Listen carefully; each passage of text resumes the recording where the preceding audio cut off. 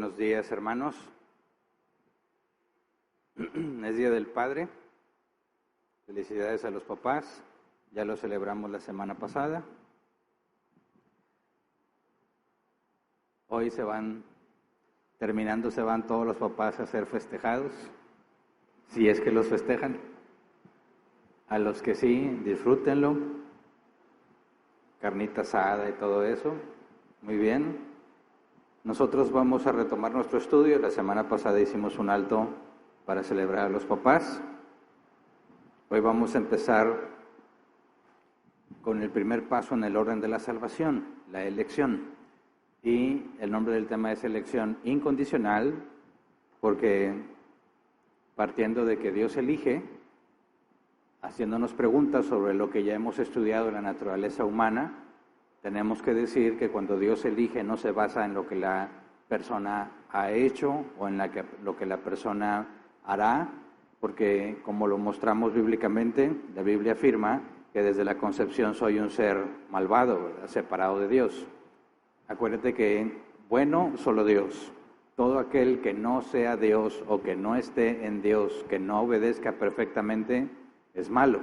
Y el decir que es malo, la maldad es opuesto al bien, es la ausencia del bien. Nosotros somos malos desde nacimiento, aunque no hayamos hecho nada malo. Somos malos porque tenemos esta capacidad para hacer lo que mejor nos parece, hacer lo que nuestro deseo más fuerte quiere. Vimos que la Biblia afirma que somos esclavos del pecado, que no podemos entender las cosas de Dios, que Satanás nos tiene cautivos, sumisos a su voluntad, que aborrecemos la luz y amamos más las tinieblas, que nadie busca a Dios. Por eso concluimos que la depravación, es decir, la consecuencia del pecado de Adán, esa del diseño original, esa corrupción, es total en el sentido de que todo nuestro ser fue afectado. Nos hicimos 3 preguntas. Dijimos, si soy malo porque hago cosas buenas. Si entendemos que somos totalmente depravados, algunos piensan que se refiere a que eres tan malo como puede ser. Dijimos, no.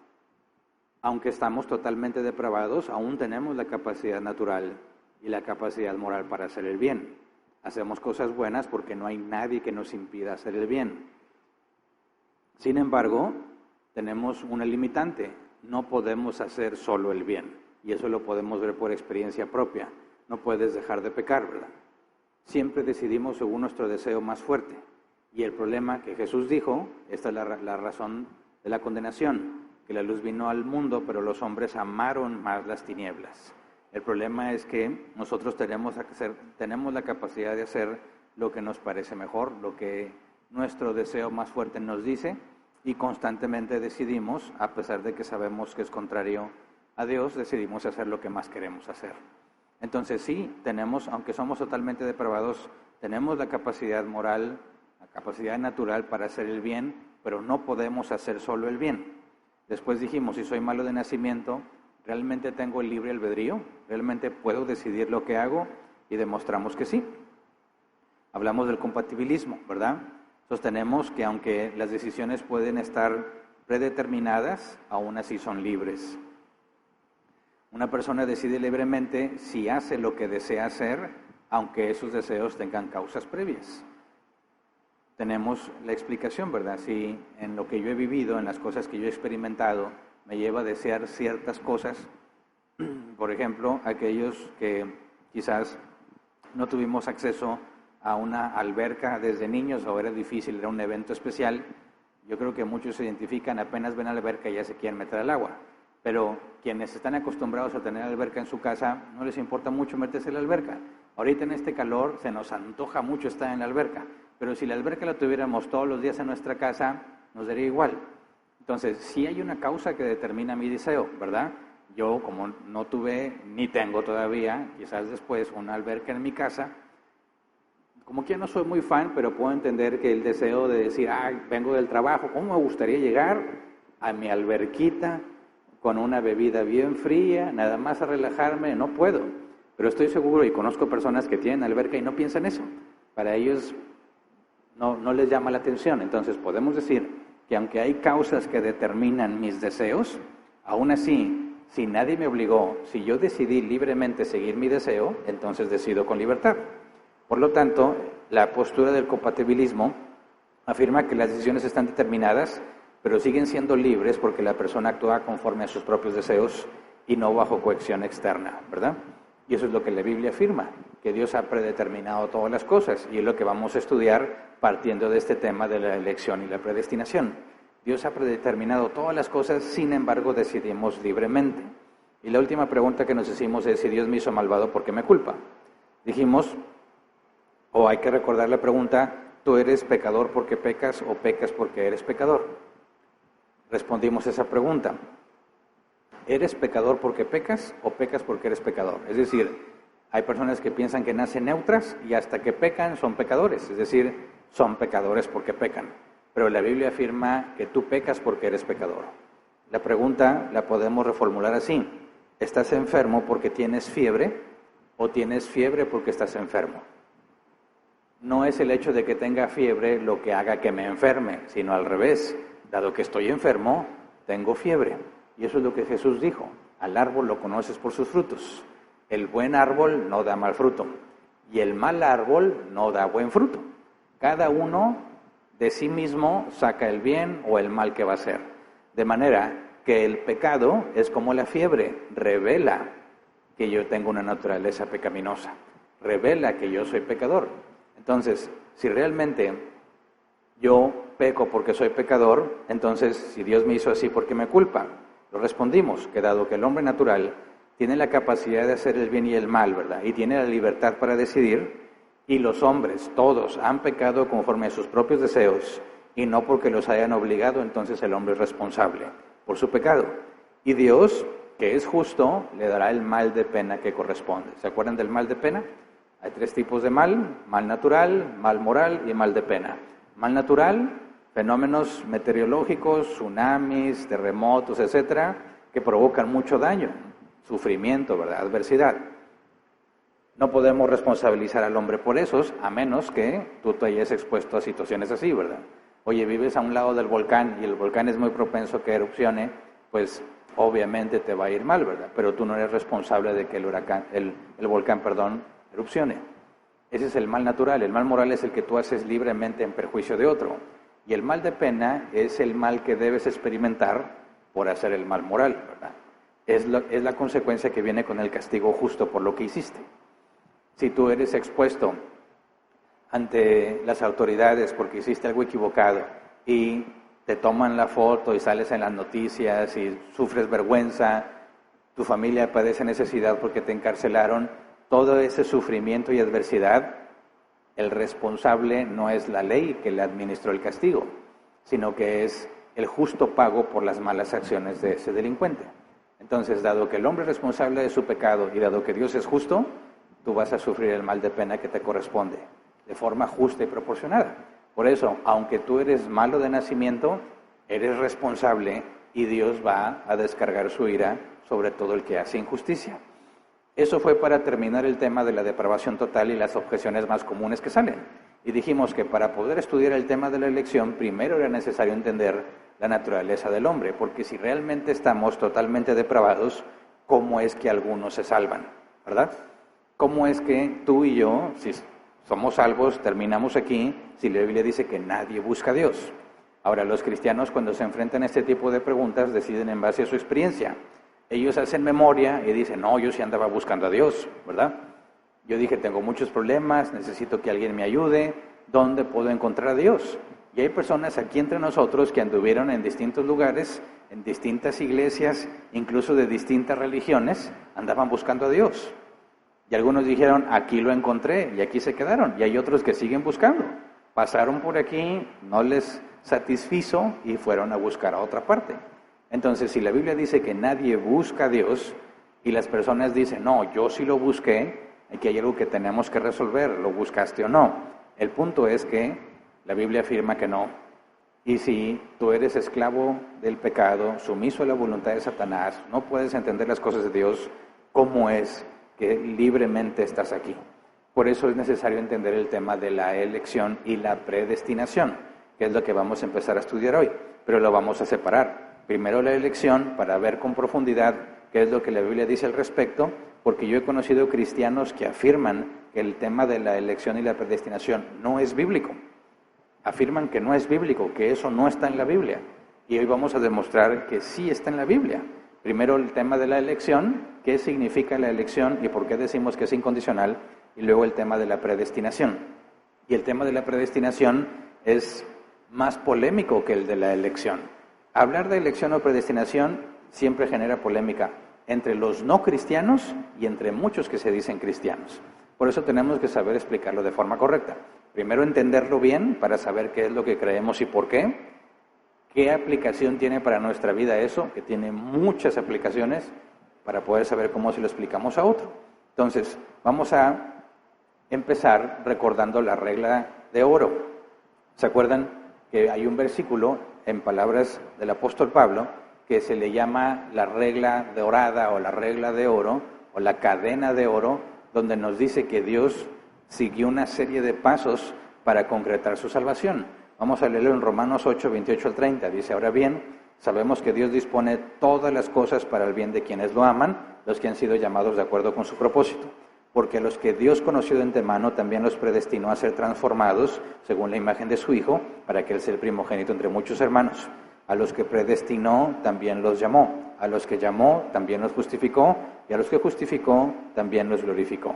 Y aquí está la secuencia. Predestinó, llamó, justificó y glorificó. El punto es, ¿dónde está la elección? Aquí, ¿verdad? Si dice que los predestinó, los llamó, los justificó y los glorificó. ¿Y la elección? Bueno, aunque no está literalmente aquí, sí nos da una pista que se resuelve con otro versículo.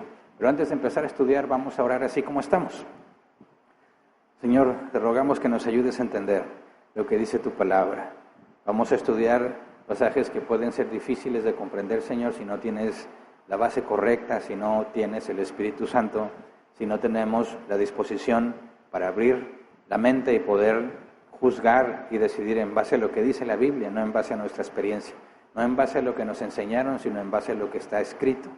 Ayúdenos, Padre, a discernir entre las distintas opiniones y las distintas posturas que hay con respecto a estos temas que vamos a estudiar, para que tú nos guíes a toda verdad, Señor. Gracias de antemano, en el nombre de Jesús. Amén. Bien, entonces tienes que predestina, llama, justifica y glorifica. Pero hay un detalle aquí muy importante que tenemos que analizar con cuidado, porque aunque no habla de la elección, porque yo dije que elige y predestina, Dios eligió para salvación y predestinó para salvación. ¿Cómo es que de aquí se obtiene? No nada más de aquí, obviamente hay un versículo mucho más claro, pero aquí nos da una pista importante que nos ayuda a atar cabos después con la carta a los Efesios. Dice el versículo 28, porque a los que Dios conoció de antemano, también los predestinó. Hay dos cosas, conoció de antemano y predestinó. Algo hizo Dios antes de la predestinación, pero ojo aquí, decimos antes en un sentido lógico, porque la Biblia afirma que esto fue antes de la creación del universo. Y el universo, cuando fue creado, dio inicio al espacio, a la materia y al tiempo. Antes del inicio de la creación no hay tiempo. Entonces, la elección y la predestinación son antes del tiempo. Por eso no decimos que primero eligió y luego predestinó como si fuese el transcurrir del tiempo, sino de un orden lógico. ¿Qué sería lo primero en el orden lógico? Primero elige y luego predestina. Y aquí nos dice que a los que conoció de antemano. Pero hay que tener cuidado con notar que no ha creado nada. Pero dice que ya conoció a algunos de antemano. Dice, porque a los que Dios conoció de antemano. Las tres palabras, conoció de antemano, es una sola palabra en griega, proginosko, que se traduce como conocer de antemano. Y si tú desglosas pro es antes y ginosko en griego es conocer mediante experiencia personal. A los que Dios conoció antes experiencialmente. Ahora, no significa que Él tenía un conocimiento desde antes, sino que tenía experiencia personal con algunos. Esto ha llevado a la idea de que ya preexistían nuestras almas. No, no es necesario llegar a esos extremos que no tienen justificación bíblica. Vamos a ver cómo la Biblia usa esta misma palabra en otros versículos. Vamos a Mateo 7:23, palabras de Jesús. Entonces les diré claramente, jamás los conocí, aléjense de mí, hacedores de maldad. ¿Quiénes son estos? Los que dice Jesús que en aquellos últimos días le van a llegar a reclamar, Señor, en tu nombre hicimos milagros, echamos fuera demonios, hicimos muchas cosas porque tú lo mandaste. Y Jesús les va a decir, apártense de mí, hacedores de maldad, nunca los conocí. Y la palabra conocí aquí es ginosco. Nunca los conocí no hace referencia a que él no sabía que existían, sino a que no tuvo una experiencia personal con ellos. Vamos a otra aplicación en Juan 10, 14 al 15. Dice, yo soy el buen pastor, conozco a mis ovejas y ellas me conocen a mí. Así como el Padre me conoce a mí, yo lo conozco a Él y doy mi vida por las ovejas. Luego el versículo 27, mis ovejas oyen mi voz, yo las conozco y ellas me siguen. Aquí está hablando de la relación particular que nosotros no vemos en nuestro contexto cultural, porque no vemos el pastoreo de ovejas como una actividad cotidiana. En aquellos lugares sí, pero tú puedes encontrar videos muy interesantes donde hay muchas ovejas de distintos pastores y cuando un pastor llama a sus ovejas, solamente sus ovejas reaccionan. Las ovejas de otro no reaccionan a su voz. Hay videos muy bonitos donde hay bastantes ovejas, se acerca un pastor y empieza a gritarle a las suyas. Como es otro idioma, no puedo repetir lo que gritan, pero empieza a gritarles y de entre todas las ovejas, unas cuantas son las que reaccionan y se acercan a él. Las demás no, hasta que llega otro pastor, le habla a sus ovejas y entonces ahora otras ovejas reaccionan. La pregunta es, ¿cómo es que la oveja sabe quién es su pastor? No hay nada establecido de que la oveja tenga un reconocimiento visual. Llega a ver, tiene bigote, tiene barba, está medio moreno, chaparro, gordo, no sé. Si es, no, sino por el oído. ¿Cómo saben cuál es la voz de su pastor? Por repetición constante. Repetición constante. Nosotros tenemos una gatita en casa. No les digo el nombre porque a lo mejor es el nombre de alguien de aquí. Van a decir, te llamas como la gata del pastor. No es de mi hija Sabdi, la gata.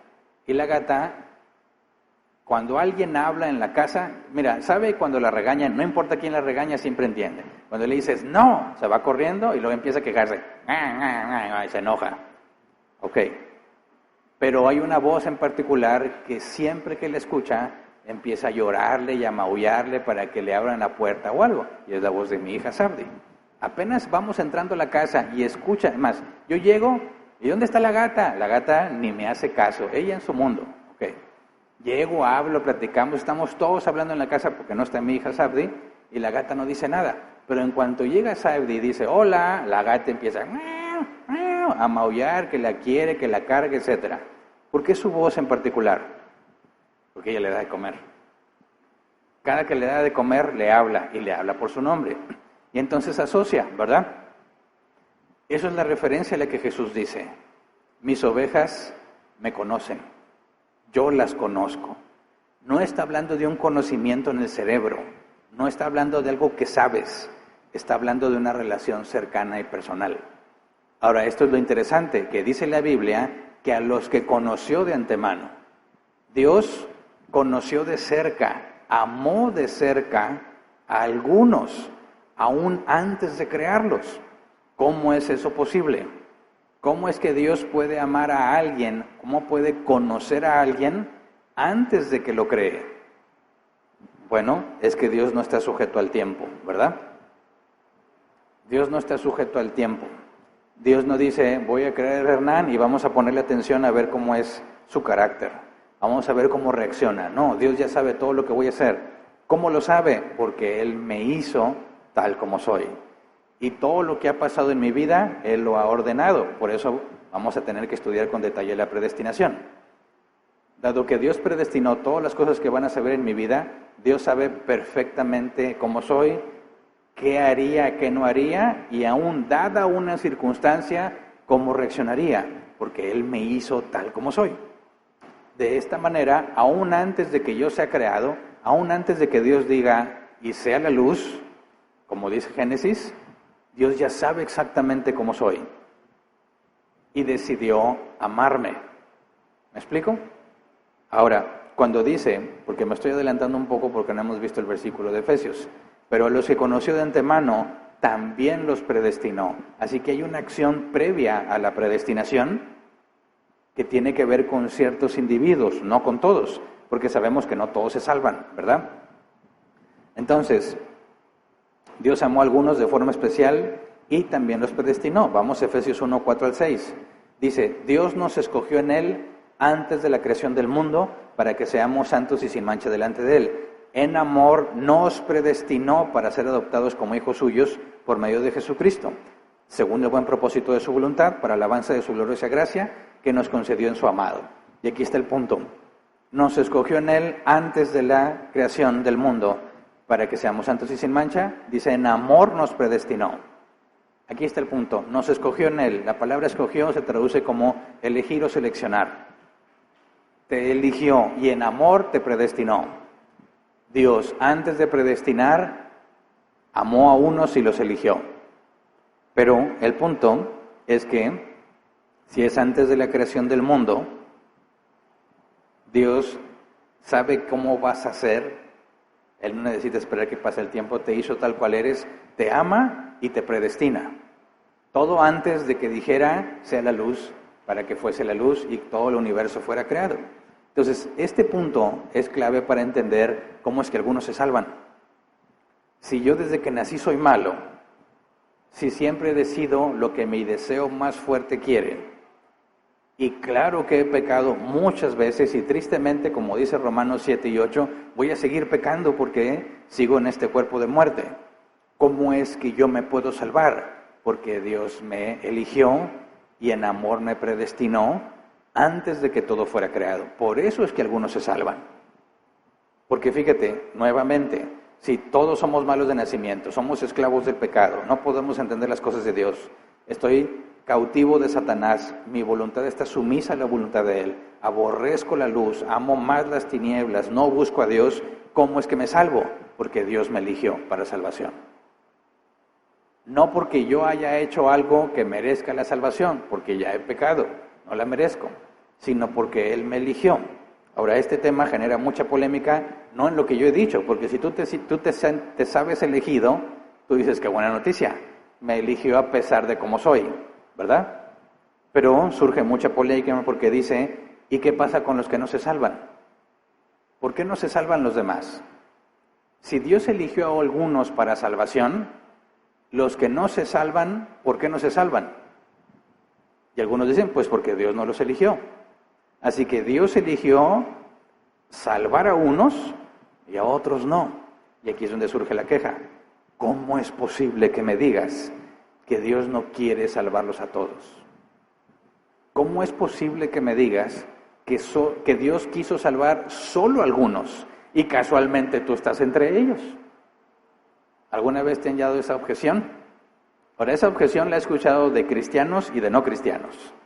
Entiendo que los no cristianos se quejen, pero los cristianos que tienen la Biblia deberían tener muy claro eso porque es algo claramente enseñado en la Escritura.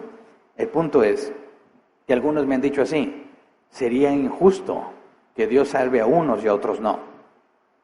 Mi Dios jamás haría eso, me han dicho. Bueno, tal vez tenga razón, quién sabe cuál sea su Dios, pero el de la Biblia afirma que ha elegido a algunos para salvación y a otros no. Y hay que entender por qué.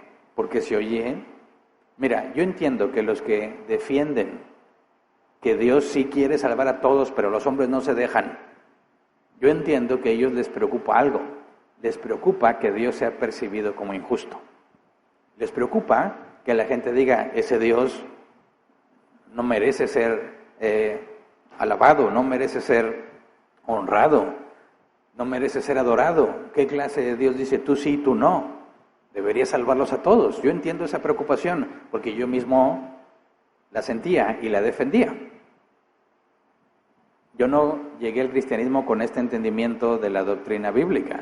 Llegué pensando que era imposible que Dios no quisiera salvar a alguien, porque eso hace ver a Dios mal, se ve como un Dios malo. Entonces entiendo su deseo de defender el carácter de Dios, pero no podemos negar lo que está en la Escritura. Por eso vamos a dejar en claro que el tema de la elección es bíblica. Y ningún cristiano puede decir que la elección no está en la Escritura. Claramente está en la Escritura, pero entendemos su deseo de que Dios no sea mancillado en el sentido de que la gente piense que es un Dios injusto. Así que no es necesario negar la elección para demostrar que Dios no está haciendo nada malo. Vamos a ver primero el caso de Abraham. Génesis 12, 1 al 3. Dice: el Señor le dijo a Abraham: deja tu tierra, tus parientes y la casa de tu padre y vete a la tierra que te mostraré. Haré de ti una nación grande y te bendeciré. Haré famoso tu nombre y serás una bendición. Bendeciré a los que te bendigan y maldeciré a los que te maldigan. Por medio de ti serán bendecidas todas las familias de la tierra. Abraham. ¿Cómo empieza la historia de Abraham? Pues que Dios lo llamó. Ok, ¿Abraham buscaba a Dios? No, era un politeísta, o más bien un enoteísta en aquel entonces. El enoteísmo reconocía los dioses de todos, pero por territorio, ¿verdad? En esta zona están los dioses de Grecia, y sí existen, pero nomás en su jurisdicción, nomás en su territorio. Te vas con los egipcios y hay otros dioses que nomás operan en Egipto. Entonces, partiendo del enoteísmo, Abraham tenía sus propias deidades y Dios lo llama y le pide que salga. No hay nada en la Escritura que indique que Abraham buscaba a Dios, ni que Abraham fuese perfectamente justo y se mereciera la salvación. No. Un día, porque a Dios le plació, Dios lo llamó, sin que Abraham haya hecho nada por merecer ese llamado. Luego tenemos el caso de los mellizos o cuates, Jacob y Esaú, ¿verdad? Aunque no eran idénticos, no son gemelos, eran cuates. Dice dos hermanos que crecieron en el mismo entorno, en la misma casa, en la misma familia. Y fíjate lo que Dios dice al respecto en Malaquías 1, 2 al 3. Dice: yo los he amado, dice el Señor. ¿Y cómo nos has amado? Replican ustedes. ¿No eras Esaú, hermano de Jacob? Sin embargo, amé a Jacob, pero aborrecí a Esaú. Y convertí sus montañas en desolación y entregué su heredad a los chacales del desierto. Está hablando de dos cuates. Y Dios dice: amé a uno y aborrecí al otro. No lo estoy diciendo yo, lo dice Dios. A dos hombres que nacieron en el mismo contexto, enseñados en los mismos valores, Dios dice: amé a uno y aborrecí a otro. Ahora, algunos pueden decir sí, pues porque Dios vio que a fin de cuentas uno iba a menospreciar la primogenitura, ¿verdad? Esaú no le importaba ser el primogénito y lo cambió por un plato de lentejas. Y Jacob sí lo deseaba. Entonces dicen algunos, pues Dios vio, a fin de cuentas, lo que Esaú iba a hacer. Por eso, desde antes Dios dijo: yo amé a Jacob y aborrecí a Esaú, porque Dios ya sabía lo que harían. Pero fíjate lo que dice Génesis 25, 21 al 24. Dice: Isaac oró al Señor en favor de su esposa porque era estéril. El Señor oyó su oración y ella quedó embarazada. Pero como los niños luchaban dentro de su seno, ella se preguntó: si esto va a seguir así, ¿para qué sigo viviendo? Entonces fue a consultar al Señor y Él le contestó: 2 naciones hay en tu seno, 2 pueblos se dividen desde tus entrañas. Uno será más fuerte que el otro y el mayor servirá al menor. Cuando le llegó el momento de dar a luz, resultó que en su seno había mellizos. La profecía fue desde antes de que nacieran, ¿verdad? Dios no cambió de opinión por lo que hizo Esaú, sino que ya lo había dicho desde antes. Luego Pablo habla de este asunto en Romanos 9, 11 al 13. Dice: sin embargo, antes de que los mellizos nacieran e hicieran algo bueno o malo, y para confirmar el propósito de la elección divina, no en base a las obras, sino al llamado de Dios, se le dijo a ella: el mayor servirá al menor. Y así está escrito: amé a Jacob, pero aborrecí a Esaú. Y aquí está Pablo literalmente diciendo: para confirmar el propósito de la elección divina. La elección divina fue antes de la creación del universo. Desde antes de que todo fuera creado, Dios ya había elegido a Jacob. Y dice aquí, en el versículo 12, no en base a las obras, sino al llamado de Dios.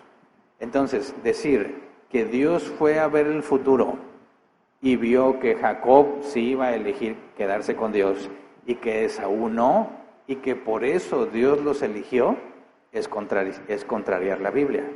Dice no por obras, porque el hecho de que Jacob eligiera o Esaú menospreciara, es una obra, ¿verdad? Y si no es en base a obras, es porque eso no fue tomado en cuenta.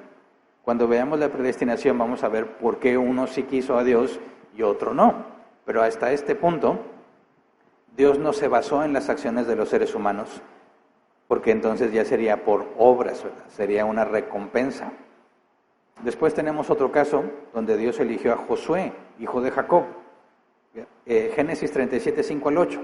Recuerden que sus hermanos decidieron matarlo, después de que Josué les platicó un sueño que tuvo. Génesis 37, 5 al 8. Dice, cierto día José tuvo un sueño, y cuando se lo contó a sus hermanos, estos le tuvieron más odio todavía. Pues les dijo, préstenme atención, que les voy a contar todo lo que he soñado.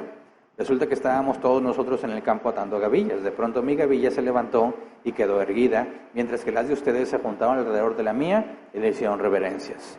Sus hermanos replicaron, ¿de veras crees que vas a reinar sobre nosotros y que nos vas a someter? Y lo odiaron aún más por los sueños que él les contaba. Sabemos que trataron de matarlo, luego decidieron venderlo como esclavo, llegó a Egipto y estando en Egipto, con el andar del tiempo y mucho sufrimiento, terminó siendo gobernador de Egipto, ¿verdad? Dios lo eligió para salvar a su pueblo. José no hizo nada para llegar a donde estaba, porque fue vendido como esclavo y siendo esclavo lo metieron a la cárcel injustamente y estando ahí, Dios acomoda las cosas para que termine siendo gobernador. De manera que José no planeó convertirse en quien llegó a ser, sino que fue Dios quien lo fue llevando. La predestinación tiene que ver con eso. Pero ¿por qué José y no el resto de sus hermanos? Eso es elección. Dios eligió a José. También dice sobre los israelitas, Deuteronomio 7, versículos 7 al 8. El Señor se encariñó contigo y te eligió, aunque no eras el pueblo más numeroso, sino el más insignificante de todos. Lo hizo porque te ama y quería cumplir su juramento a tus antepasados. Por eso te rescató del poder del faraón, el rey de Egipto, y te sacó de la esclavitud con gran despliegue de fuerza. ¿Por qué Dios eligió a los israelitas y no a los mayas o a los aztecas? ¿Por qué no a los fenicios? Porque Él quiso. Su elección, decimos que es soberana, porque Él decide a quién sí y a quién no, sin tomar en cuenta las acciones de las criaturas, sino su propia voluntad. De la misma manera Dios eligió a Moisés, a Aarón, a Gedeón, a Sansón, a Samuel, a Elías, a Eliseo, etcétera, etcétera, etcétera. La Biblia es clara que Dios ha elegido desde el Génesis hasta el Apocalipsis. En el Nuevo Testamento, Lucas 1, 13 al 16, dice, pero el ángel le dijo, Zacarías, no temas porque tu oración ha sido oída y tu mujer Elizabeth te dará a luz un hijo y llamará su nombre Juan. Y tendrás gozo y alegría, y muchos se regocijarán de su nacimiento, porque será grande delante de Dios. No beberá vino ni sidra, y será lleno del Espíritu Santo, aún desde el vientre de su madre, y hará que muchos de los hijos de Israel se conviertan en el Señor Dios de ellos. Dios eligió a Juan el Bautista. Directamente Jesús, Juan capítulo 15, versículo 16, dice, no me escogieron ustedes a mí, sino que yo los escogí a ustedes. Y los comisioné para que vayan y den fruto, un fruto que perdure. Así el Padre les dará todo lo que piden en mi nombre. Los discípulos de Jesús fueron elegidos por Jesús y dejan claro que ellos no lo eligieron a Él, sino Jesús a ellos. Entonces, ¿cómo es que alguien puede decir que no existe la elección y la predestinación? La elección claramente está en toda la Biblia. El punto es cómo resolvemos la aparente injusticia, ¿verdad? Porque es injusto, dicen algunos, que Dios elija a unos y no a otros. Algunos tratan de decir, para salvar la reputación de Dios, dicen, Dios hace todo lo que puede, pero no puede salvarlos a todos. Pero eso te lleva a un problema con la omnipotencia, porque si Dios es omnipotente, todo lo puede. Y si resulta que Dios quiere salvarte, pero no puede, porque tú no quieres, entonces Dios ya no es omnipotente y está limitado a tus decisiones, y eso no es bíblico, ¿verdad? Pero veamos que desde los tiempos de Jesús esto ha sido motivo de conflicto. Jesús mismo enfrentó este problema. Así que cuando los cristianos se quejan de que la elección no es bíblica porque hace a Dios injusto, el propio Jesús experimentó en carne propia esta acusación. Vamos a Lucas 4, 20 al 22. Dice, luego enrolló el libro, se lo devolvió al ayudante y se sentó. Todos los que estaban en la sinagoga lo miraban detenidamente y él comenzó a hablarles. Hoy se cumple esta escritura en presencia de ustedes. Todos dieron su aprobación, impresionados por las hermosas palabras que salían de su boca. ¿No es este el hijo de José?, se preguntaban. Fíjate, Jesús entró a la sinagoga, le dio una oportunidad de leer y dar una reflexión sobre lo que leyó, y él dice, esta profecía que hablaba sobre él mismo se ha cumplido delante de ustedes. Y todos felices y contentos, ¿verdad? Dice el versículo 22, todos dieron su aprobación, impresionados por las hermosas palabras que salían de su boca. Hasta ahí todo bien. Versículo 23 y 24, Jesús continuó, seguramente ustedes me van a citar el proverbio, médico, cúrate a ti mismo. Haz aquí en tu tierra lo que hemos oído que hiciste en Capernaum. Pues bien, les aseguro que a ningún profeta lo aceptan en su propia tierra. Ahora, ¿por qué Jesús habla de eso si todos están contentos y todos están impresionados por lo que Jesús dice? Las hermosas palabras que salen de su boca. Jesús les anticipa el conflicto que sigue. Versículo 25 al 27. Dice, no cabe duda, palabras de Jesús, no cabe duda que en tiempos de Elías, cuando el cielo se cerró por 3 años y medio, aquí en Monterrey lo vivimos 7 años, ¿verdad? Sabemos en carne propia lo que experimentaron en tiempos de Elías. Allá no hallaban qué hacer por 3 años y medio de sequía. Nosotros nos aventamos el doble, ¿verdad? Dice, cuando el cielo se cerró por 3 años y medio, de manera que hubo una gran hambre en toda la tierra, muchas viudas vivían en Israel. Sin embargo, Elías no fue enviado a ninguna de ellas, sino a una viuda de Sarepta en los alrededores de Sidón. Asimismo, había en Israel muchos enfermos de lepra en tiempos del profeta Eliseo, pero ninguno de ellos fue sanado, sino Naamán el sirio. ¿Qué estaba diciendo Jesús aquí? Que en tiempo de escasez profunda, donde todo su pueblo estaba padeciendo, él decidió ayudar a una viuda que ni lo conocía, que no seguía la ley de Moisés, que no hacía sacrificios ni nada de ese tipo. Dios fue a ayudar a una viuda extranjera en lugar de ayudar a las viudas de su pueblo. Y en el caso de los leprosos, sanó al leproso sirio, que era idólatra, en lugar de sanar a alguno de los israelitas. O sea, que Dios se reserva el derecho de a quién sana y a quién no, independientemente de las obras que las personas hagan. Porque en el caso de la viuda y en el caso de Naamán el sirio, eran personas idólatras, sin conocimiento de Dios, sin valores bíblicos, y había muchas viudas y muchos leprosos que se esforzaban por cumplir con la ley de Moisés. Y Jesús les está diciendo, Dios se reserva a quien sí y a quien no, independientemente de las cosas que hagas. Versículo 28 al 29. Al oír esto, todos los que estaban en la sinagoga se enfurecieron. A ver, los mismos que estaban diciendo, qué hermosas palabras salen de la boca de este muchacho, hijo de José. Al momento en que les dice que Dios se reserva el derecho de decidir quién sí y quién no, sin importar lo que tú hagas, esto es lo que pasó. Se levantaron, lo expulsaron del pueblo y lo llevaron hasta la cumbre de la colina sobre la que estaba construido el pueblo para tirarlo por el precipicio. Fíjate bien el tipo de reacción que esto genera, porque es lo mismo que tú vas a encontrar, no te van a aventar por un precipicio, pero vas a ver esa misma reacción de enojo cuando tú hables de estos temas. Por eso es que tienes que saber que eso va a pasar para poder saber cómo explicarlo, porque hay personas que se enojan muchísimo, muchísimo. De hecho, a mí en la experiencia que he tenido, se ponen rojos del coraje cuando les dices que Dios ha elegido salvar a unos y a otros no. Se molestan muchísimo, pero precisamente Pablo aborda este tema. Romanos 9, 13 al 16, dice, y así está escrito, amé a Jacob, pero aborrecí a Esaú. ¿Qué concluiremos? ¿Acaso es Dios injusto? De ninguna manera. Es un hecho que a Moisés le dice, tendré clemencia de quien yo quiera tenerla y seré compasivo con quien yo quiera hacerlo. Por lo tanto, la elección no depende del deseo ni del esfuerzo humano, sino de la misericordia de Dios. No depende del deseo. Oye, es que Dios fue al futuro y vio quién iba a elegirlo. No. El esfuerzo. Dios vio que hizo muchas cosas buenas. No. Ni del deseo, ni del esfuerzo, sino de la misericordia de Dios. Y para que la misericordia sea misericordia, tiene que ser inmerecida. Porque si te la merecieras, no sería misericordia, sería justicia, darte lo que te mereces. Pero si no la mereces, ¿cómo es que no es injusticia? Esa es la queja. Pablo dice, es misericordia, y la queja dice, la gente dice, es injusticia. Hay que entender un poco más a este tema, ¿verdad? Porque le decimos, es solamente por misericordia. Bueno, si es misericordia, ¿por qué no nos la da a todos? ¿Por qué nada más a unos? ¿Por qué nada más a ti? ¿Se entiende la queja? Tiene sentido la queja, porque no está entendido del todo lo que está diciendo la Biblia.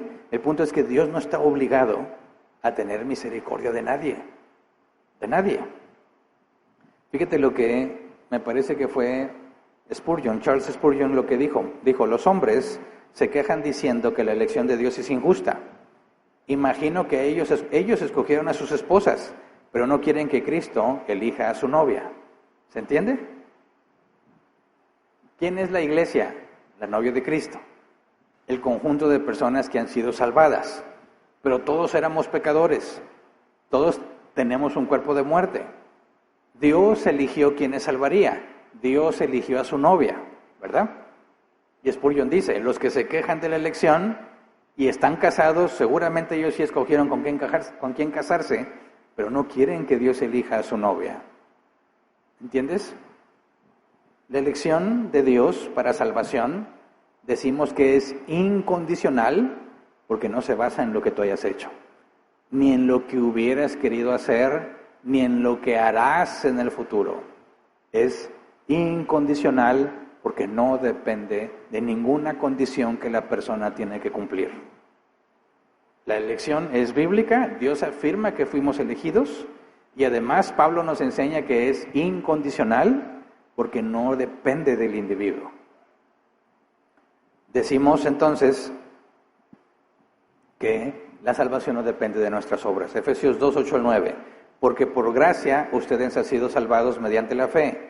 Esto no procede de ustedes, sino que es el regalo de Dios, no por obras, para que nadie se jacte. Así que, ¿por qué unos son salvos y otros no? Porque Dios quiso. Punto. ¿Por qué no a todos? Porque Dios no quiso. Pero esa respuesta a nadie le satisface, ¿verdad? Nadie va a decir, bueno, pues ya, todo queda claro. No, se siguen quejando.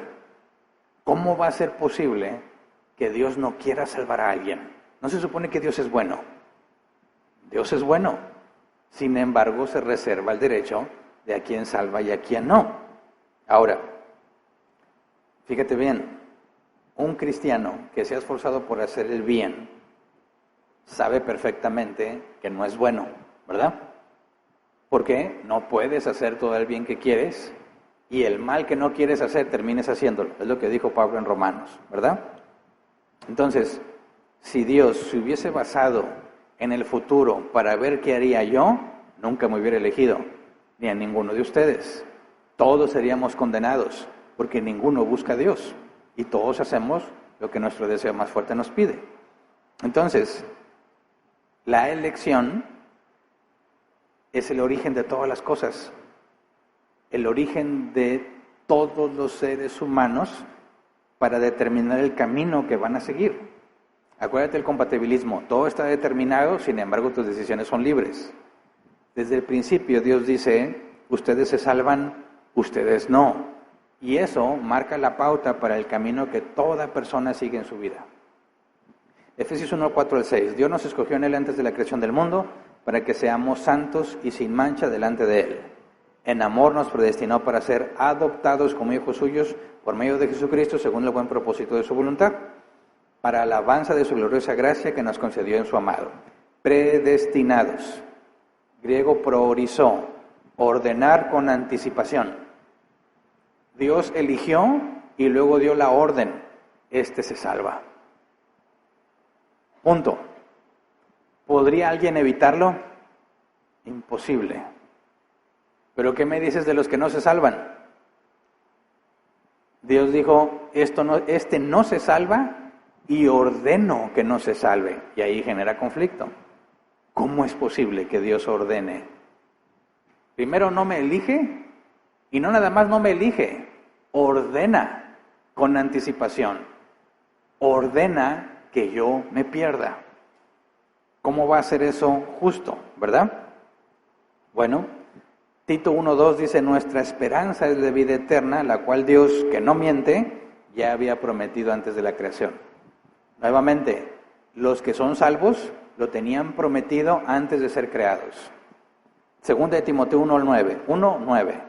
Pues Dios nos salvó y nos llamó a una vida santa, no por nuestras propias obras, sino por su propia determinación y gracia.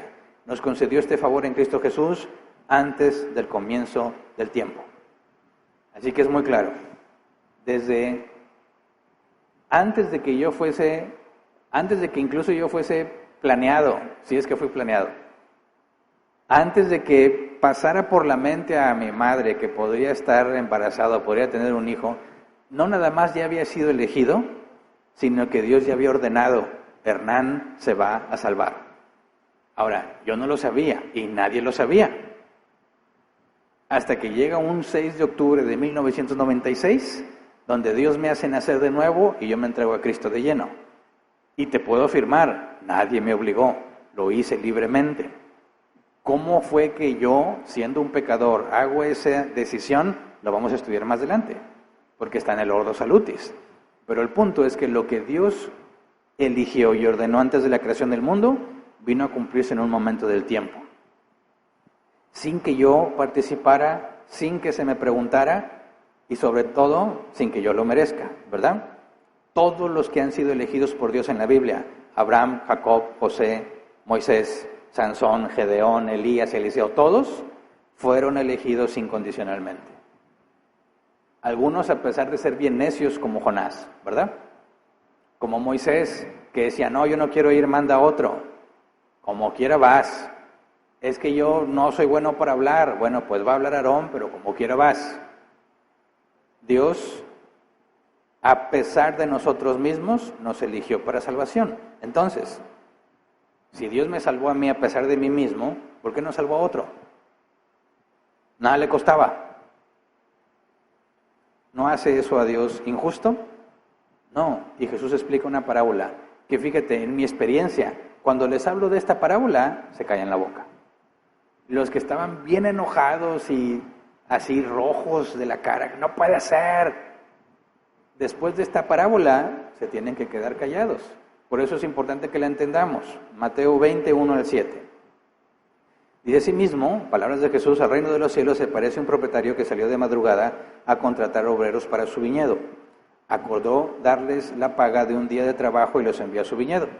Cerca de las 9 de la mañana salió y vio a otros que estaban desocupados en la plaza. Les dijo, vayan también ustedes a trabajar en mi viñedo y les pagaré lo que sea justo. Así que fueron. Salió de nuevo a eso del mediodía y a la media tarde hizo lo mismo. Alrededor de las 5 de la tarde salió y encontró a otros más que estaban sin trabajo. Les preguntó, ¿por qué han estado aquí desocupados todo el día? Porque nadie nos ha contratado, contestaron. Él les dijo, vayan también ustedes a trabajar en mi viñedo. ¿Ok? Sale muy temprano en la mañana, antes de que empiece la jornada, él les dice, vayan y les pagaré lo que sea justo. A mediodía se encuentra gente desocupada y les dice, vayan y les pagaré lo que sea justo. Y a la última hora, faltando una hora para que se acabe la jornada, les dice a ellos también, vayan y les pagaré lo que sea justo. Versículo 8-12. Al atardecer, el dueño del viñedo le ordenó a su capataz, llama a los obreros y págale su jornal, comenzando por los últimos contratados hasta llegar a los primeros. Se presentaron los obreros que habían sido contratados cerca de las 5 de la tarde y cada uno recibió la paga de un día. Ok, si la jornada era de 8 a 6 y tú empiezas a trabajar a las 5 y sales a las 6, bien fresco, ¿verdad? Descansado, porque todo el día estuviste en la sombrita y nomás trabajaste de 5 a 6. ¿Qué expectativa tienes de lo que te van a pagar? Pues me van a pagar una hora, ¿verdad? Y le pagan el día completo. ¡Qué felicidad!, ¿verdad? Dice el versículo 9, se presentaban los obreros que habían sido contratados cerca de las 5 de la tarde y cada uno recibió la paga de un día. Por eso, cuando llegaron los que fueron contratados primero, esperaban que recibirían más. Tiene sentido, ¿no? Tú estás trabajando desde bien temprano y ves que llega uno a las 5 y dices, ¿y estos qué? Y bien contentos, ahí están ahí como que, pues cortando uvitas y ya el solecito estaba más bajo, ¿verdad? El mediodía y todo eso ya pasó. Y te enteras que por 1 hora de trabajo le pagaron el equivalente a 8 horas. Tú que estás desde temprano, ¿cuánto esperarías que te toque? Pues empiezas a hacer el cálculo, ¿no? Si 1 hora de trabajo vale 8, yo que trabajé 8 horas, 8 por 8, 64, me va a ir a todo dar, ¿verdad? Dice versículo 10, por eso cuando llegaron los que fueron contratados primero esperaban que recibirían más, pero cada uno de ellos recibieron también la paga de un día.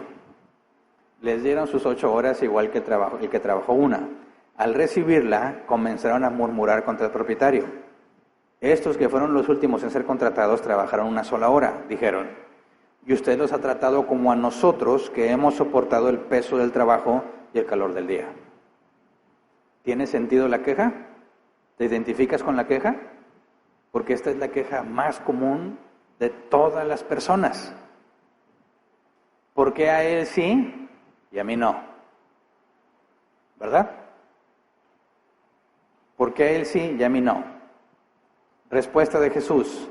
Pero él le contestó a uno de ellos, amigo, no estoy cometiendo ninguna injusticia contigo. ¿Acaso no aceptaste trabajar por esa paga? Tómala y vete. Órale, qué feo que te digan eso. ¿Acaso no acepté contigo darte la jornada de un día? Te di la jornada del día. En eso quedamos, ¿no? Tómala y vete. Quiero darle al último obrero contratado lo mismo que te di a ti. ¿Es que no tengo derecho a hacer lo que quiera con mi dinero? ¿O te da envidia que yo sea generoso? Ese es el punto crucial. El hecho de que este señor le haya querido regalar 7 horas al que trabajó 1, ¿lo obliga a regalarle también dinero al que trabajó 8 horas? No. Él hace lo que quiera con su dinero. A los que trabajaron sus 8 horas, les pagó sus 8 horas. Pero si él quiere regalarle dinero a otra persona, ¿a ti qué? ¿Me explico? Así que Dios a unos les da misericordia y los salva. A otros les da justicia, porque es lo que merecen sus obras, pero a nadie le da injusticia. ¿Se entiende? Cuando escuchan esta parábola, hay muchos donde se quedan callados. Y nomás están aguantando, pero ya no pueden decir nada. Porque les digo, imagínate, viene el dueño de la empresa en un carro último modelo, no un carro así de lo que cualquiera nosotros podemos tener, un Ferrari, un Lamborghini, algo así que quizás nunca alcanzaríamos nosotros a comprar, ¿verdad? Sobre todo porque los Ferraris no pueden, si es tu primer Ferrari no te lo venden, no lo puedes comprar nuevo. El requisito para que tú puedas comprar un Ferrari nuevo es que ya tienes que haber manejado un Ferrari. Y cuando yo supe de eso dije, ¿cómo es posible? Si yo nunca he tenido un Ferrari y lo quiero comprar nuevo, ¿cómo es que no me lo venden porque tengo que haber tenido ya un Ferrari? Pues es el nuevo, ¿no? Es mi primer Ferrari. Precisamente por eso no te lo van a vender nuevo porque tienes que demostrar que ya tuviste al menos uno. Entonces, ¿qué te queda? Comprar uno usado. Y ya que compré un usado, puedo ir a tratar de comprar uno nuevo. Yo dije, entonces, ¿para qué quiero un Ferrari? Si yo tengo el dinero para comprarlo y me van a decir, no te lo vendo hasta que cumplas esto, pues ya no quiero tu carro, ¿verdad? Pero como quiera, hay muchas personas diciendo, quiero un Ferrari usado para poder comprarme uno nuevo. Entonces, imagínate, viene el dueño de la empresa en su Ferrari nuevo, que primero tuvo que haber tenido un usado, ¿verdad? Para poder comprar el nuevo. Y estamos aquí en la mesa comiendo, les digo a ellos, y llega y le dice a uno que está ahí, te regalo mi Ferrari. Y nosotros nomás nos quedamos viendo y no nos da nada a nosotros. ¿Es injusto? ¿Es injusto? No, porque ninguno merecemos el Ferrari. Pero si el Ferrari es de él y él se lo quiere regalar a quien le dé su regalada gana, ¿de qué te quejas tú? Qué felicidad al que le dio las llaves y le dijo el carro es tuyo. ¿Se lo merece? No. ¿Es injusto que solo le haya dado el carro a él? Tampoco. Él hace con su carro lo que él quiera. Es lo mismo con Dios. Todos hemos pecado y dice la Biblia, estamos destituidos de la gloria de Dios. Todos merecemos la condenación. Y cuando Dios dice, a él le perdono todo lo que hizo. Y a él, pero a ti no. Al que no lo perdona, no le está haciendo ninguna injusticia, porque le va a dar lo que sus obras merecen. Al que perdonó, ¿está haciendo injusticia porque no va a pagar lo que hizo? Claro que no, porque Jesús paga la deuda. Más adelante vamos a ver eso. Pero lo está dando gratuitamente, solamente porque Él quiso. En eso consiste la elección soberana de Dios, y es incondicional. Que Dios a uno les da misericordia. A mí me dijo, desde antes de ser creado, Hernán va a hacer muchas cosas malas, va a hacer sufrir a muchas personas, pero yo he decidido perdonarlo y regalarle la salvación. Y a otros, como a Faraón, le dijo, no, tú vas a pagar por todo lo que hiciste. ¿Es injusto con Faraón? No. ¿Está siendo justo conmigo? No. Me está dando misericordia. Pero a nadie le da injusticia. Así que no hay por qué negar la elección tratando de defender a Dios y su carácter. Porque Jesús mismo explicó en esta parábola que cuando la gente se enoja porque Dios no le ha dado algo, Jesús dijo es envidia. La queja de injusticia es envidia. Dios no es injusto. Y cuando Él decide elegir a alguien para salvarlo, lo hace por gracia, por misericordia, gratuitamente, sin que lo merezca. Por eso afirmamos que hay una elección y que la elección es incondicional. Ahora, ¿te puedes jactar porque tú fuiste elegido? No, porque no me lo merezco. Fue un regalo. Y yo puedo hablar de ese regalo a muchos otros, porque yo no sé quién es elegido para salvación y quién no. Y sabremos quién sí y quién no cuando se le hable del Evangelio. ¿Se entiende? Vamos a ver evidencia de si hay arrepentimiento o no. Pero eso tiene que ver con más pasos del Ordo Salutis que veremos en las próximas semanas. Hasta aquí, debemos decir con toda claridad que la elección es bíblica, que la elección es soberana, porque Dios decide quién sí y a quién no, que Dios no es injusto al no elegir a otros y que la elección es incondicional. ¿Se entiende? Que vamos a ponernos de pie y vamos a orar.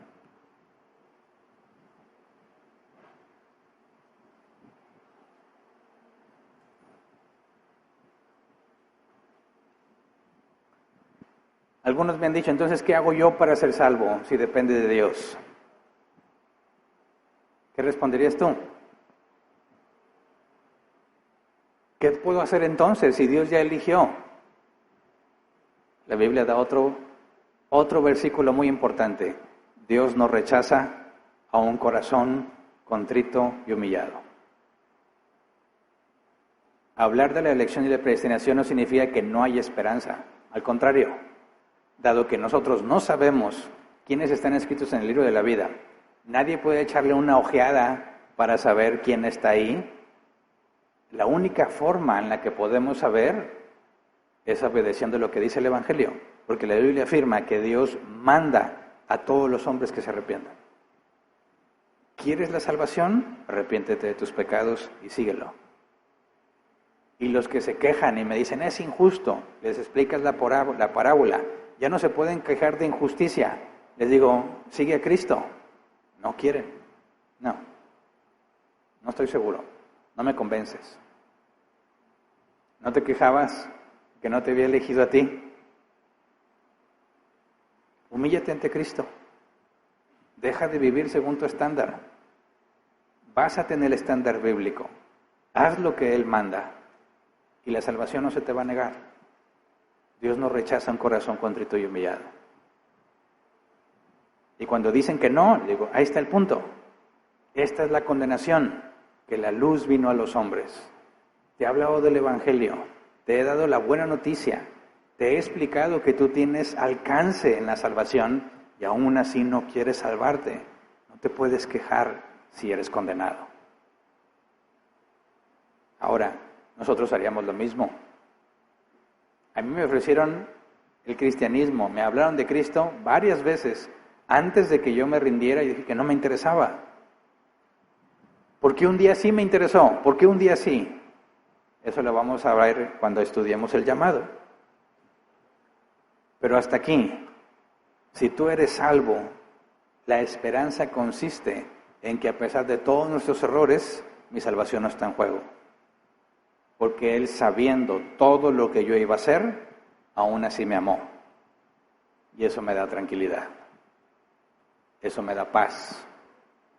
Porque no tengo por qué estar preocupado por si Dios cambió de parecer. Porque sé, como dice el apóstol Pablo, que soy más que vencedor. Todo ya está ordenado para que yo sea salvo. No sé qué es lo que va a pasar en mi vida. Lo que sí estoy seguro es que pase lo que pase, Dios va a cumplir su palabra. Y por más fuerte que sea la tentación, por más grave que sea mi caída, Dios no me va a dejar caer definitivamente. Porque Él ya lo ordenó. Desde antes de decir, sea la luz, ya había ordenado que yo sería salvo. Y eso nos debe dar alivio, nos debe dar paz, tranquilidad en medio de una vida ajetreada. Así que vamos a orar para dar gracias. Señor, no hemos hecho nada que merezca todo lo bueno que tú nos das. Y aunque tú en tu sabiduría a veces nos dejas equivocarnos y nos dejas enfrentar todas las consecuencias, aún así vemos tu gracia y tu misericordia porque nos haces aprender. Señor, hemos visto en carne propia, en el tiempo que hemos caminado contigo, que tú no nos abandonas. Que a pesar de que nosotros somos infieles, como dice tu palabra, tú permaneces fiel porque no puedes negarte a ti mismo. Gracias, Señor, porque tú no te basaste en mis obras para elegirme, porque nunca hubiera sido elegido. Gracias porque tú no te basaste en si yo querría o no estar contigo, porque nunca quise estar contigo, hasta aunque un día me cambiaste. Me hiciste entender cosas que no entendía, me hiciste ver cosas que no veía, y entonces pude tomar la decisión con libertad. Ayúdanos, Padre, a entender que si no fuese por tu elección, ninguno de nosotros estaría aquí. Si no fuese porque tú lo habías mandado desde el principio, lo predestinaste, ninguno de nosotros estaríamos aquí. Ayúdanos a entender eso, Señor, para no jactarnos o gloriarnos ni compararnos con el mundo. Con quien debemos compararnos es contigo, Señor, y todos quedamos defectuosos. Todos quedamos en evidencia de que estamos mal. Comparándonos contigo, Señor, reconocemos que somos pecadores y que necesitamos de un Salvador. Líbranos de compararnos entre nosotros o de compararnos con aquellos que no te conocen, porque a nuestros ojos podremos parecer muy justos, pero tu palabra dice que no hay bueno ni uno. Así que ayúdanos, Señor, a entender que no hay ningún mérito en nosotros, que lo que hacemos por ti no es para ganarnos la salvación, sino por gratitud, dado que tú ya no la diste. Ayúdanos, Señor, a entender cómo todo esto repercute en nuestras vidas, que podamos tener la claridad en medio de las dificultades, que si tú estás con nosotros, ¿quién contra nosotros? Que si tú nos has elegido, Señor, es imposible, como tú lo dijiste, es imposible que seamos arrebatados de tu mano. Tú mismo dijiste que el Padre nos puso en tus manos para que ninguno de nosotros se pierda, y sabemos que tú eres fiel y que tú eres perfecto y no fallarás en la encomienda que se te ha dado. Gracias, Señor, por mostrar con tu palabra que no depende de nosotros, que no depende del deseo ni del esfuerzo humano, sino de ti, Señor, tu soberana voluntad, que has decidido tener misericordia de algunos y de otros no. Gracias porque no me has dado justicia a mí. Ayúdame, Señor, a llevar la buena noticia. Que si te arrepientes de tus pecados y sigues a Jesús, tus pecados son perdonados. Ayúdanos, Padre, a hablar con claridad. ¿Cuál es el problema de la humanidad? Nosotros somos el problema, Señor.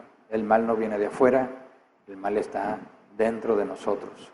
De nosotros salen las obras malas, porque desde que nacemos, Señor, somos depravados y no hay nada, ninguna isla de bondad en nuestro ser. Por eso, estamos aquí solamente porque nos amaste desde el principio, nos elegiste y nos predestinaste, y por eso, Señor, nuestra vida es tuya. Vivimos para ti. Ayúdanos, Padre, a ser coherentes con lo que sabemos, que nuestras acciones sean coherentes y congruentes con lo que sabemos de ti y lo que has hecho por nosotros. Gracias, en el nombre de Jesús. Amén. Pueden sentarse. Pasemos a la sección de preguntas. Si es que las hay.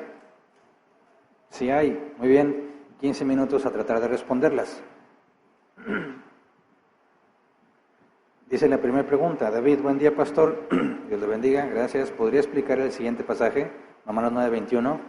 ¿O no tiene potestad el alfarero sobre el barro para hacer de la misma masa un vaso para honra y otro para deshonra? ¿Sí? Mira, está con lo que vamos a ver la próxima semana con la predestinación.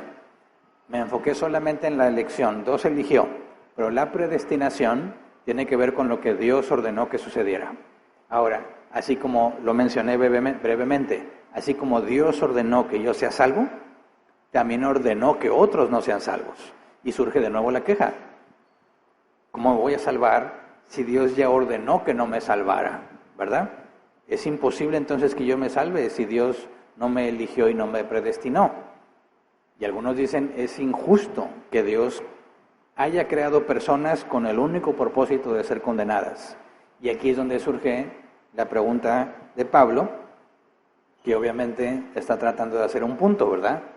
Si Dios es el alfarero y nosotros somos el barro, el alfarero hace lo que quiera con el barro, puede hacer de barro unas vasijas muy especiales, para usos especiales, con adornos y una belleza especial, y puede hacer otras vasijas del mismo barro para usos comunes y corrientes. Y el barro no puede quejarse de lo que el alfarero hizo con ellos. Está tratando de poner en claro, en una analogía que para ellos era cotidiana, que Dios hace lo que quiere con lo que es de Él, ¿verdad? Pero dado que ya dejamos en claro que cuando Dios condena no hay injusticia, porque pecaste libremente, decidiste hacer lo que tú más deseabas, por lo tanto eres responsable de lo que hiciste. Cuando Dios te condene, se está haciendo justicia. Y si Dios decide, como en el caso de Judas, crearlo para perderse y a Pedro crearlo para salvarse, en ninguno de los dos casos hay injusticia. Que Dios decida tener misericordia de uno y de otro no, eso es algo que se reserva a su soberana voluntad.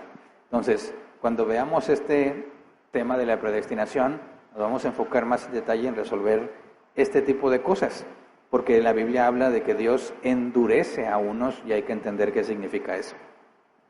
Siguiente, dice Lupita, buen día, pastor, ¿cómo nos damos cuenta de que somos salvos? Jesús dijo, por sus frutos los conocerán. Por sus frutos. ¿Cómo vives? ¿Qué haces? ¿Cómo decides? Recuerda, ser salvo no es sinónimo de ya no pecar. Todos seguimos pecando. La salvación queda evidenciada en algo que vamos a estudiar más adelante, que es la lucha interna. Tú debes de luchar con tu pecado. Spurgeon hizo una analogía, tengo entendido que es de él. Dijo que las ovejas podemos tropezar en el lodo, es decir, tenemos la capacidad de tropezar y caer al lodo, pero los cerdos se revuelcan en él. ¿Se entiende la diferencia? Puede ser un poco ofensiva. En su tiempo no era, porque tanto ovejas como cerdos eran animales cotidianos, ¿verdad? Acá, hablar de cerdos tiene una connotación peyorativa, es como que ofendes a alguien. No es la intención ofender, sino dejar en claro cómo los cerdos están en el lodo y son felices, pero no es la naturaleza de la oveja estar en el lodo. ¿La oveja puede tropezar y caer al lodo? Sí, tiene esa capacidad, pero no va a disfrutar el lodo como lo disfruta un cerdo. Así que ahí es donde determinas quién es cristiano y quién no. Los cristianos tenemos la capacidad de pecar y pecamos, pero no nos deleitamos en el pecado.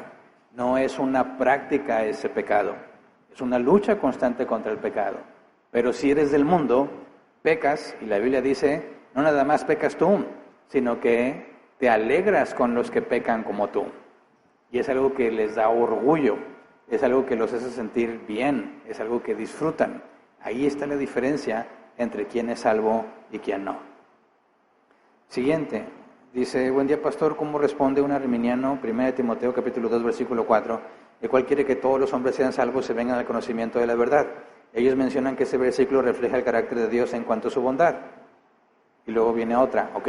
También nos vamos a meter en ese tema con respecto a el llamado, porque cuando veamos el llamado, si tiene que ver con que si la gracia de Dios es resistible o no, pudiera ser que Dios quiera salvar a alguien y no pueda. De aquí vienen estas objeciones, ¿verdad? Aquí dice que quiere que todos sean salvos. Sí, así como la Biblia dice que Dios amó a todo el mundo, ¿verdad? De tal manera amó al mundo. Pero también dice que a Jacob amó y a Esaú aborreció. Entonces hay que hacer distinción, hay que ir original. Hay que entender que hay distintas formas de entender la voluntad de Dios. Entonces, como nos vamos a ver más detalle eso más adelante, te voy a dar un breve adelanto. Hay voluntad decretiva y voluntad preceptiva, ¿verdad? La otra, la voluntad de disposición, ahorita no la voy a explicar. La preceptiva es lo que Dios quiere que hagas y está explicado en la Biblia. Pero tú decides si la haces o no. La decretiva, esa la vas a hacer, quieras o no, pero no ha sido revelada. Entonces, cuando dice que Dios no quiere que nadie se pierda, ¿de qué está hablando? ¿Cuál voluntad? ¿Y quién es nadie? Entonces, hay que analizar el contexto de la carta. ¿Es voluntad preceptiva o decretiva? Es como decir, Dios no quiere que nadie robe. Sí, pero como quiera muchos roban. No es lo mismo que decir que Dios había predeterminado que Jesucristo fuera crucificado y a su debido tiempo se cumplió. Las dos son voluntad de Dios, pero una es preceptiva, no robes, y la otra es decretiva, ordenando lo que va a suceder. Cuando Dios ordena la salvación, que es lo que vamos a ver en la predestinación, es voluntad decretiva. Por eso primero vamos a enfocarnos en entender la distinción entre esas voluntades para luego resolver con claridad este tema. Porque si efectivamente fuese cierto, como lo interpretan ellos, que Dios no quiere que nadie se pierda, entonces ¿qué pasó? Si Dios no quería que se perdieran y se perdieron, ¿qué fue lo que falló? ¿Falló Dios? Y eso es imposible. Pues hay que analizarlo con más detalle y lo veremos más adelante. También dice Ezequiel capítulo 38, 11, menciona que no quiere la muerte del impío, sino que se arrepienta. Es lo mismo, tiene que ver con discernir cuál voluntad. Mira, también te van a decir que Jesús dijo, Jerusalén, Jerusalén, ¿cuántas veces quise juntarte como la gallina a sus pollitos y no quisiste? Por eso vamos a meternos en el tema de la voluntad más adelante. Siguiente, dice el ejemplo de Jonás y Moisés que no querían hacer la voluntad de Dios y Dios hace que hagan su voluntad. ¿No se escucha como que Dios los forzó y los trata como marionetas? No, porque el propio Jonás, si lees Jonás capítulo 2, él le dice a Dios que ahora sí va a hacer lo que le pidió. Y entonces el pez escupe a Jonás. ¿Me explico? Jonás les dijo a los del barco que se estaba hundiendo por la tempestad, dijo, miren, la causa soy yo estoy de rebelde contra Dios. Si me echas al mar, asunto arreglado. Ok, fíjate bien, Jonás te podía haber dicho, perdóname Señor, voy a hacer lo que tú quieres. No, dijo, échenme al mar y asunto arreglado. Es decir, dejen que me muera. Sigue obstinado en no obedecer a Dios. Está prefiriendo que lo echen al mar para morirse en lugar de hacer lo que Dios dice. Y aunque los del barco no conocían de Dios, le decían, no, tiene que haber otra forma. Cuando veían que no hay forma, órale, de cunita lo echaron al mar. Ok, cae al mar, se está ahogando, y entonces Dios manda un pez que se lo trague para que siga con vida. Y en el vientre del pez Jonás recapacita. Así que Dios no obligó a Jonás. en su rebelión decidió que lo aventaran al agua a morirse. Y Dios en su misericordia le evita la muerte. Y allí dentro del pez reflexiona y dice, cumpliré mis votos. Y entonces el pez lo escupe para que Jonás vaya. Jonás voluntariamente decidió obedecer a Dios. ¿En qué circunstancia? En la peor de las circunstancias. Así que cuando decimos que Dios los forza, no estamos diciendo que los hizo marionetas, porque nos vamos a meter en ese tema. Si tú no quieres nada con Dios, si tú aborreces la luz, ¿qué estás haciendo aquí? ¿Cómo llegaste aquí? ¿Te obligó Dios o decidiste estar aquí? Y si decidiste estar aquí, ¿cómo es que lo decidiste? Si la Biblia dice que no queremos a Dios. Por eso vamos a meternos en el tema de la regeneración. Vamos a meternos en el tema del arrepentimiento. Así que cuando yo me arrepiento de mi pecado, yo voluntariamente decidí que ya no voy a pecar en eso. Pero no es algo que está en mí, sino en Dios que da el arrepentimiento. Así que les adelanto brevemente.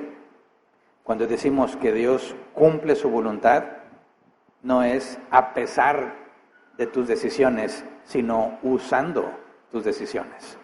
Cuando Jesús murió, fue maltratado, crucificado y finalmente falleció, la Biblia dice que fue conforme a la voluntad de Dios. ¿Quién fue obligado a maltratar a Jesús? Nadie. ¿Qué soldado romano fue obligado a torturarlo y a burlarse y a escupirle? Ninguno. Sin embargo, se cumplió lo que Dios había dicho. Así que Dios cumple su voluntad, no omitiendo la voluntad del hombre, sino usando la voluntad de los hombres. Pero aún no tenemos información para llegar a ese punto, pero nos vamos a meter en ese tema también cuando hablemos de predestinación, de regeneración, del llamado, del arrepentimiento y esos temas. Así que son preguntas para más adelante, pero sí va a haber respuesta para ellas. Son todas, ¿verdad? Bien. Se termina entonces la sección de preguntas. Avisos en línea no hay tampoco. Bien, entonces despedimos la transmisión. Si Dios lo permite y ya está predestinado, la semana que viene hablamos sobre la predestinación.